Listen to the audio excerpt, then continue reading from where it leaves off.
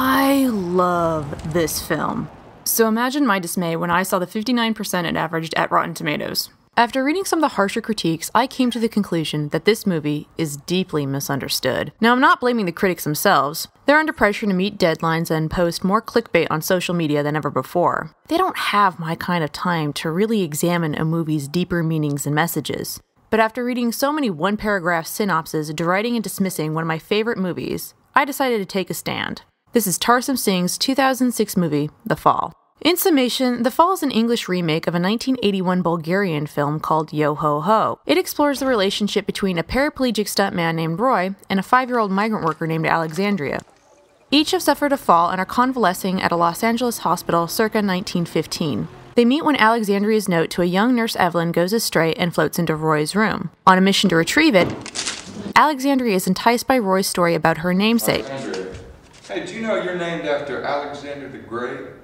Roy then tells her about the Great Macedonian being lost in a desert with no water except for what's left in a helmet, which he then tips over.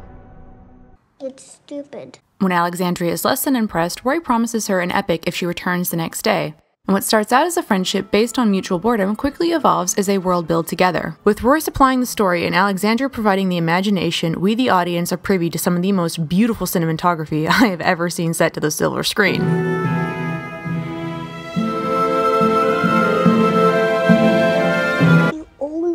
Stop at the same part when it's very beautiful and interesting.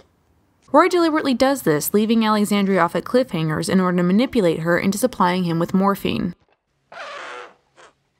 No, it's nothing like that. Roy is trying to commit suicide, and here's where I believe that a lot of the critics got it wrong. On the surface, the movie appears to be nothing more than a battle of adult defeatism versus childhood innocence. But to me, the movie is about perception, as Alexandria is not innocent. But we'll get to more on that later. Under the pretext of the story, Roy convinces Alexandria that a rich hypochondriac is stealing his pills and that she as a bandit must get them back. Unbeknownst to Roy is that the entire hospital knows the man is a hypochondriac and have therefore supplied him with nothing more than a bottle of placebos. That's mine. This is significant because what we see is Roy's first attempt to end the story and his life while imparting things he believes Alexandria ought to know, like never marry for money, fame, power, or security. Always follow your heart. This scene is particularly telling not only of Roy's hostility towards his ex, but his regard for Alexandria, as this information is usually reserved for and imparted by a parent. Moving on. The next day, Alexandria sees a shrouded body being wheeled out of Roy's room and fears the worst. It's not Roy, but an old man roommate of his, and while Alexandria is relieved, Roy is not. Ignorant to his depression and believing that it stems from an inability to sleep, Alexandria is more determined than ever to help Roy get better. As a result, Alexandria wanders the hospital late at night and sees Nurse Evelyn having sex with a doctor. This is distressing for Alexandria, not only for the obvious reasons, but because Alexandria has cast Nurse Evelyn as Roy's romantic interest in the story and feels betrayed for him. Alexandria continues on to the dispensary to get Roy's medicine, which is placed on a high shelf, and overbalancing, falls and hits her head. Again, we see some of the most beautiful and cleverly put together pieces of cinematography to walk us through a child's perception of falling, surgery, and the emotional pain equivalent to the physical. That is, the destruction of her home and the death of her father. Angry people burn our home. Don't go outside. Thieves. Angry people kill you.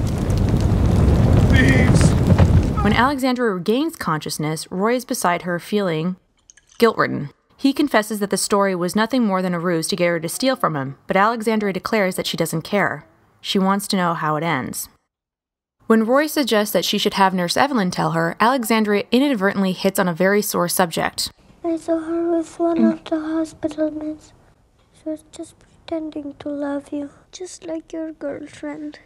I see. Roy is then committed to killing off everyone and everything in the story, including himself, to destroy Alexandria's illusions about him. Which leads us to one of the most heartbreaking scenes in the film. Why are you making everybody die? It's my story. Mine too. In a short amount of time, Roy has become a huge figure in Alexandria's life, and whether you believe it or not is completely subjective. But having babysat for 5-year-olds before, I completely buy into it because young children form emotional attachments very quickly and very easily, especially to those people who provide entertainment when nobody else will. Not only that, but it's important to remember that Alexandria is a migrant worker. And for those of you who have never read John Steinbeck's The Grapes of Wrath, children who work in the fields were forced to grow up and learn about responsibility quickly. If they did not, their families would suffer, something I think that the movie shows incredibly well when Alexandria is forced to act as a translator between her mother and her doctor. Just look at that menacing stare she gives to her sister and tell me that child doesn't know exactly what she's doing and why. Alexandria is not innocent. Innocent at its core means do no harm, or in some situations, a lack of guile. How do you know about the priest and the orange? Everybody knows you like throwing oranges at the priest. Even the priest knows. Alexandria wantonly commits several injuries throughout the film. Whether she knows it or not doesn't make her any less culpable, and neither does her fluctuating capacity for guile. If anything, she is ignorant, but knows all too well what it is like to be an adult. It's why I believe she loves Roy so much, because he is one of the few people in her life who not only sees, but treats her like a child. A luxury I don't imagine she gets to indulge in very often given her line of work. Yes, their story is whimsical. Yeah, it doesn't make much sense, but then again, it's not supposed to. All it is intended to do is entertain a 5-year-old while engaging an adult audience to its not-so-subtle subtext of Roy's mentality. I'm not a man who can be loved. That is, he just lost the love of his life to a coworker he has to see every day and whose job it is to take credit for Roy's risks. His first attempt at suicide leaves him paralyzed. And I would argue that it is an attempt, not only because the movie tells us so, I mean, jumping off a train bridge was suicide too. but because it's also touching on one of the major themes of the film, the fall. Stuntmen, whenever possible, try not to fall. They jump. The connotation is significant because jump implies a deliberate course of action. It is intentional. Whereas the definition of fall means to lose one's balance and collapse, an interpretation of which I find to fit Roy's mental state more than it does describe how he came about his physical. Yet he knows if he were to die, Alexandria would mourn and remember him, a problematic prospect since she might also grow up to blame herself. Roy would have to be 10 different kinds of scum to put that on a 5-year-old kid. It is at this point we see Roy try to make a conscious effort to change his perception on life, which brings us to one of the main symbols of the movie, the butterfly. Throughout many cultures in history, the butterfly has been a symbol of life, hope, and metamorphosis. Roy's hope in life is changed when Alexandria forces him to see how absolutely selfish his act of self-harm would have been, which in my opinion makes this a delightful film. We're a strange pair, aren't we? However, I will admit it's not without its faults. The pacing is a bit slow, the visuals almost take priority over the character development, and as one of the few people who have seen both films, I can honestly say that the remake didn't appear to add anything new in terms of the characters or their journey. But does this make it worthy of a failing grade? No!